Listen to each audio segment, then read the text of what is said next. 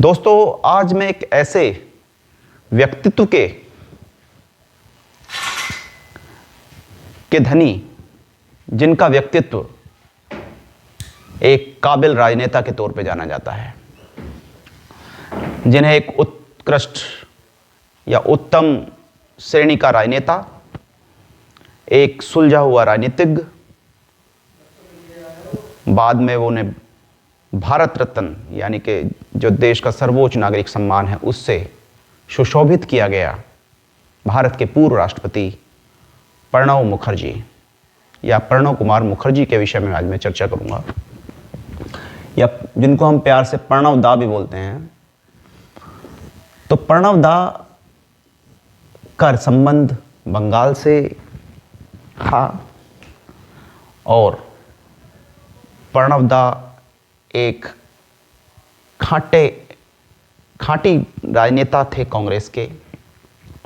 जिन्होंने पूरा जीवन कांग्रेस को दिया। कांग्रेस में पूर्व प्रधानमंत्री इंदिरा गांधी के करीबियों में से एक, बाद में सोनिया गांधी के भी करीबी माने गए, लेकिन बीच में राजीव गांधी से कुछ खटास जरूर आई और उसका उन्हें जो है उसकी वजह से उनको सक्रिय राजनीति से थोड़ा सा अलग भी होना पड़ा बीच में। यानी कि अगर मैं प्रणब दा के बारे में बात करूं तो प्रणब दा या प्रणब मुखर्जी साहब का जन्म 11 दिसंबर 1935 को ब्रिटिश औपनिवेशिक शासन के दौरान, यानी कि जो बंगाल प्रेसिडेंसी थी उसमें उनका जन्म हुआ। यानी कि आजकल हम उसको वीरभूम बोलते हैं, उस जगह को वीरभूम। तो वीरभूम पश्चिम बंगाल में उनका जो है जन्म हुआ। जो गांव पड़ता है वीरभूम में मिराती, और वो एक बंगाली ब्राह्मण परिवार में उनका जन्म हुआ था। उनके पिता कामदा किंकर मुखर्जी साहब और उनकी माताजी जो थी वो एक घरेलू महिला, यानी कि राजलक्ष्मी जी जो थी वो एक घरेलू महिला थी, और उनके पिता ने स्वतंत्रता सेनानी के तौर पे जो है उस समय देश को जो स्वतंत्रता का जो अभियान चला हुआ था उसमें सक्रिय भागीदारी उन्होंने निभाई थी। और वो जब उन्होंने जो है होश संभाला, धीरे धीरे जब उन्हें जो है राजनीति की समझ आई तो उन्होंने भारतीय राष्ट्रीय कांग्रेस का दामन थामा। 1952 से 1964 के बीच भारतीय राष्ट्रीय कांग्रेस के प्रतिनिधि के रूप में पश्चिम बंगाल विधान परिषद के वो सदस्य थे। वे AICCC के सदस्य भी रहे। और मुखर्जी साहब की अगर हम बात करें राजनीति से पहले, तो उन्होंने एक हेड क्लर्क के तौर पे अपना कार्य शुरू किया था। यानी कि उससे पहले उनकी जो शिक्षा दीक्षा हुई थी वो वीरभूम में सूरी विद्यासागर कॉलेज में उन्होंने शिक्षा प्राप्त की, और जो एक कलकत्ता विश्वविद्यालय से जिसका संबंध रहा, उन्होंने राजनीतिक विज्ञान और इतिहास में जो है मास्टर्स डिग्रियां उस समय हासिल की, और बाद में जो है वो कलकत्ता में उप महालेखाकार डाक और तार के जो है कार्यालय में उच्च श्रेणी के वो क्लर्क बन गए थे। बाद में राजनीति से पहले और क्लर्क बनने के बाद उन्होंने कुछ समय शिक्षण कार्य भी जो है किया, और उन्होंने जो है विद्यानगर कॉलेज में राजनीति विज्ञान के असिस्टेंट प्रोफेसर या व्याख्याता के तौर पे जो है उन्होंने कुछ समय तक कार्य किया। बाद में वो फिर राजनीति में शामिल हुए, कांग्रेस में शामिल हुए। तो मुखर्जी साहब ने अपना राजनीतिक जीवन 1967 में बांग्ला कांग्रेस के संस्थापक सदस्य के रूप में शुरू किया,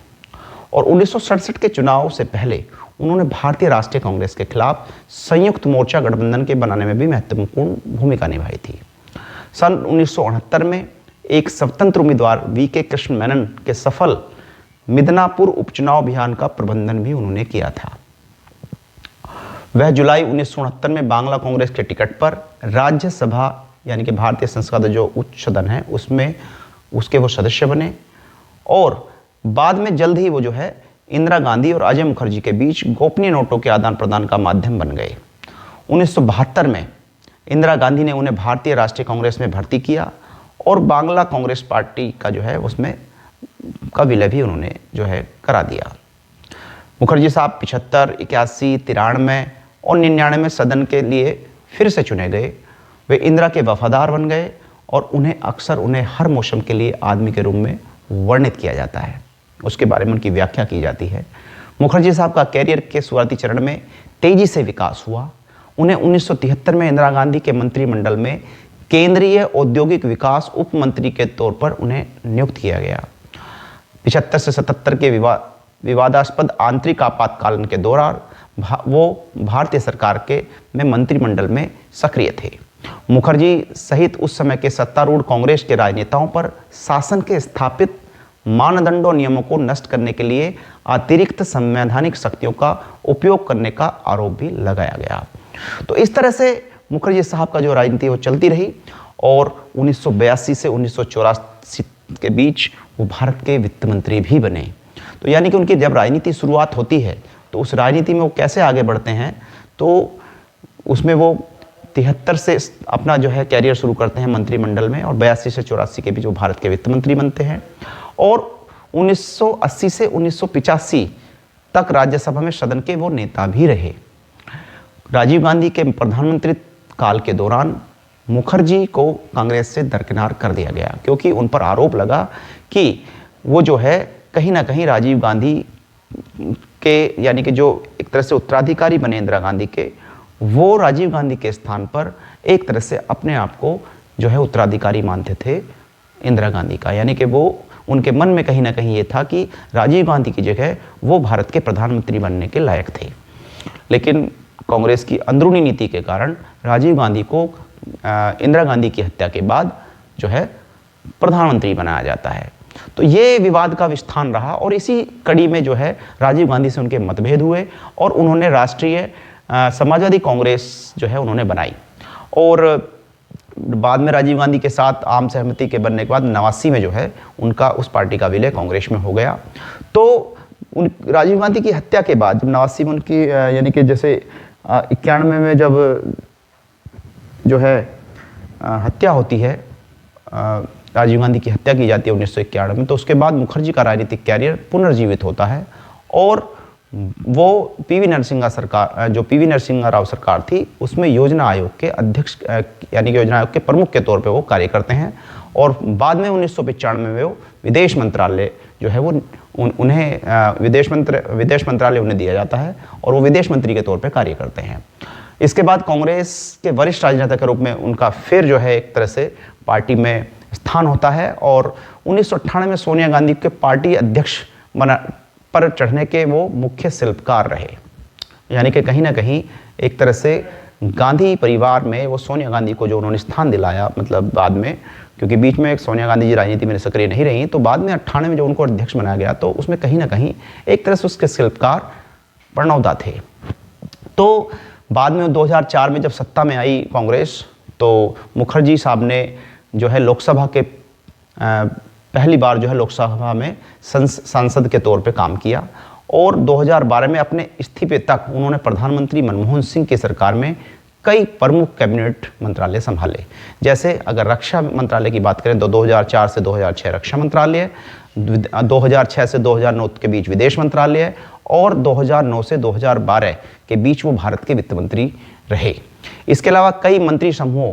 GOM का भी उन्होंने नेतृत्व किया और लोकसभा में सदन के वो नेता भी रहे। जुलाई 2012 में देश के राष्ट्रपति पद के लिए UPA की तरफ से जो है उन्हें नॉमिनेट किया जाता है और वो जो उनके विरोधी थे भारतीय राष्ट्रीय चुनाव में, जो NDA के जो PA संगमा साहब थे, उन्होंने उन्हें आराम से हरा दिया और लगभग 70% वोट जो है इलेक्टोरल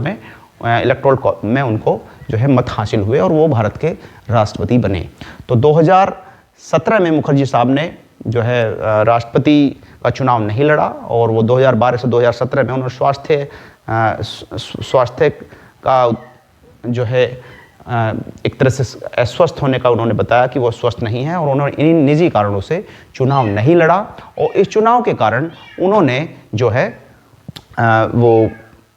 भारत के दोबारा राष्ट्रपति नहीं बने। और इसके बाद 2017 में जब रामनाथ कोविंद जी जो है भारत के राष्ट्रपति चुने जाते हैं तो